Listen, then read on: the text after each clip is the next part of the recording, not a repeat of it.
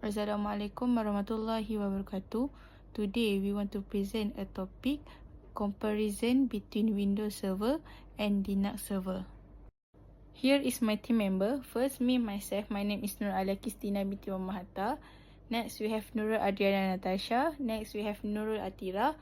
Next, we have Baiduri Janati. And lastly, we have Fatin Nabila. Next, I will continue to introduction. A server operating system is the backbone of today's digital infrastructure. It powers everything from web hosting and cloud platform to database and virtualization. Unlike regular desktop system, server OS are optimized for continuous operation, handling large workloads and many users simultaneously. The focus of this study is on two major server platforms, which is Windows Server and Linux Server. Each server has own strengths, features, and use case. Next, we proceed to objective. The purpose of this report is to make a true comparison between Windows Server and Linux Server. For the first objective is to compare their system architecture, including how they handle processes, memory, and file system. Second, to evaluate their performance, such as CPU, memory usage, and disk input and output. Third, to explore security features like authentication, encryption, and patching. Fourth is to access management tools, including command line and GUI-based interface. 5. To identify use case where each platform excels. 6. To analyze their cost and licensing models. Last objective is to make a practical recommendation based on the finding. So next is core architecture. So Windows Server use a hybrid kernel, combining features of monolithic and microkernels. So it includes a hardware abstraction layer or HAL. So it can work on different types of hardware. It also integrates tools like Active Directory, the Windows Registry, which are important for enterprise environments. So Linux use a monolithic kernel. All core services run in the kernel space, which give better performance. Even though it's monolithic, it's still modular. So admins can add or remove features as needed. That's why Linux is widely used in server, cloud system, and even supercomputer. Next, for the system architecture is process management. So in Windows Server, primitive multitasking is used. It lets the system prioritize important tasks like service or background process. Tools like Task Manager and PowerShell help manage this process easily, including automation. For the Linux uses the completely fair scheduler, so which gives each process at a fair share of CPU time. It's managed mainly through the command line using tools like top, #top, system mctl, and cron. So this gives admins a lot of control and is great for scripting and automation. Okay, so next for the memory management, Windows use a virtual memory and demand paging, which loads data only when needed. So features like dynamic memory help adjust RAM in virtual machine. And memory compression also improve performance by keeping more data in RAM. So for the Linux handles memory very efficiently. It uses page caching to speed up access and release cache automatically when needed. So if memory runs low, the OM killer will end less important tasks to keep the system running. Using groups, admin can limit memory per process or container.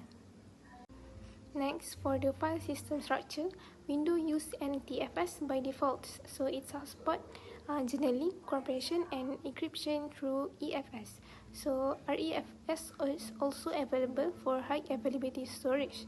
Drive are labeled using letters like C and D. And for the Linux, use file system like ext4, XFS, and BTFS, which support journaling and snapshot, and fast performance. All files are organized under a single root directory. It also supports LVM, which let admins resize partition and manage storage more flexibility. Next, I will present the performance comparison between Windows Server and Linux Server. Performance is an essential factor when choosing an operating system for server deployment. It affects response time, system throughput, resource usage, and scalability. In this section, we will look at three main areas, which is CPU usage, memory efficiency, and input-output. First, let's talk about CPU usage. Windows Server runs many background services by default, such as Windows Update, antivirus, telemetry, and the graphical user interface. Because of this, even when idle, Windows may use 5 to 10% of CPU resources. However, it also provides powerful features like Hyper-V and Trip Priority management to optimize CPU allocation. On the other hand, Linux Server is designed to be lightweight and often runs without a GUI. It uses fewer background processes, which results in much lower CPU usage. This makes Linux ideal for tasks like web hosting and real-time processing. In fact, a benchmark by Foreigners in 2022 showed that Linux can use up to 30 to 40% less CPU than Windows when running the same workload. Next, for memory usage, a fresh installation of Windows Server typically uses around 2 to 3 GB of RAM. It includes features like memory compressions and dynamic allocation, especially for virtual machines under Hyper-V. However, this also increases baseline memory usage. Meanwhile, Linux is known for its efficiency. A minimal install can run on less than 600 megabytes of RAM. Linux also uses this caching smartly and includes tools like cgroups to manage memory per process or container. This helps maintain stability under heavy workloads. Finally, let's look at I/O, which is input-output performance. Windows Server uses NTFS or RAID-FS file systems, which include advanced features like journaling and resiliency. But scheduled scans like antivirus tasks can slow down this performance. Newer versions of Windows include Storage, Spaces Direct, and SMB Direct for better storage and network access. Linux, in contrast, is often faster in raw I/O operations. File systems like ext4 and XFS allow faster concurrent access, especially for databases and file servers. Linux doesn't run real-time scans, which means less I/O interruption, and it includes powerful tools like IOStat and Alcatraz to monitor and fine-tune disk behavior. Okay, let's start with the security model used by each operating system. Windows Server uses a centralized security system. This means that everything is managed in one place using something called Active Directory. With this, administrator can control who can log in, what user can access, and what rules apply to whole organization. It's very helpful for big companies because it keeps everything organized and controlled. Group policy is another feature that helps apply rules like password strength and software limits across the many computers. On the other hand, Linux uses a more flexible system. It starts with something called discretionary access control, where the owner of a file decides who can read or change it. But Linux can also be made more secure with extra tools like SE Linux or AppArmor. This tool can block program or user even from doing things, even if they are system administrator. It's like putting safety lock on the certain part of the system. Linux also supports jails and containers that separate programs from each other for better security. Authentication means proving who you are, and authorization means deciding what you're allowed to do. In Windows Server, users usually log in using username and password, but stronger methods like smart cards and multi-factor authentication are also available. Windows also uses Kerberos, a system that helps users log in securely to different services without typing password again and again. All user accounts and access permissions are stored and managed in Active Directory to prevent this user from doing too much. Windows also has something called UAC or User Account Control. It asks for permission before making system changes. So for Linux works differently. It often uses SSH key instead of password, which are safer and harder to guess. It also supports login systems like PAM, and LDAP. In Linux, each file has permission and control who can read, write, or run it. The only root user can do everything, but instead of logging as a root, Linux uses a sudo command which gives temporary permission to regular customer when needed. This helps to prevent mistake or misuse. Both Windows Server and Linux Server come with tools to help protect the system. In Windows, there is a firewall to block unwanted traffic, and Windows Defender helps stop viruses and malware. If you want to log or protect your data, BitLocker can lock the whole hard drive so no one can read it without a password. Another tool, Credential Guard, keeps your login details safe by isolating them from the rest of the system. Linux also have powerful tools. The firewall system uses programs like IP tables or NF table to control what goes in and what goes out of the system. AppArmor OS in Linux adds strict rules about what programs are allowed to do. For virus checking, you can use tools like ClaimAV. Linux also uses tools like fail2ban, which look for repeated fail logging attempts and block those users automatically. Another tools, AIDE, can tell you if important system files have been changed without your permission. Keeping the system updated is very important to prevent attack. In Windows Server, updates are managed through Windows Updates. This update includes security patches and new features. Big organizations can use WSUS or SCCM to manage updates on many servers at once. However, sometimes Windows which can interrupt service if you don't plan for it. Linux handles updates using a package manager. For example, Ubuntu uses apt while Red Hat-based systems use yum or DNF. Updates are small, quick, and often don't need a reboot. This is helpful in systems that need to stay online all the time. Update also be automated using cron jobs. This means you can get set the system to check for update and install them at night or during low traffic hours. So lastly, for the security features, let's talk about logging and monitoring, which help us to see what's happening in the system. Windows Server uses Event Viewer to log the system activity like errors, user login, and software event. For deeper tracking, tools like Sysmon and Audit Policy help keep logs of everything happening in the background. This log can be viewed using Windows Admin Center and can also be sent to a central server for monitoring. Linux also record logs using tools like syslog, journal, and auditd. These logs include system message, user action, and security event. For monitoring, administrators use commands like talk or software like Nagios or Logwatch to get alert.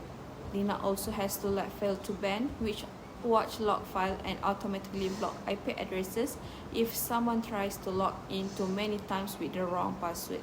This helps prevent attacks before they become a problem. First is administration interface and remote access. Windows Server is known for its graphical user interface such as Server Manager and Microsoft Admin Center. These tools are centralized and user-friendly, making them ideal for admins who prefer GUI environments. In contrast, Linux Server is mostly controlled through the command line interface. Tools like Webmin or Cockpit offer GUI, but most system administration rely on terminal access for flexibility and speed. For remote access, Windows use RDP and PowerShell remoting, while Linux use SSH, which is lightweight, secure, and ideal for remote CLI operations. Next, we compare command line, utilities, and scripting. Windows Server use PowerShell, which is very powerful and object-based. It allows complex tasks to be automated with scripts and is deeply integrated with other Windows services like Active Directory. On the other hand, Linux offers a wide range of CLI tools through bash and shells like ZSH. Common tools include the system CTL for service, journal CTL for logs, and netstart for networking. For automation, Windows use PowerShell and PowerShell scripting, and task scheduler, while Linux relies on cron jobs, system timers, and tools like Ansible or Terraform for infrastructure automation.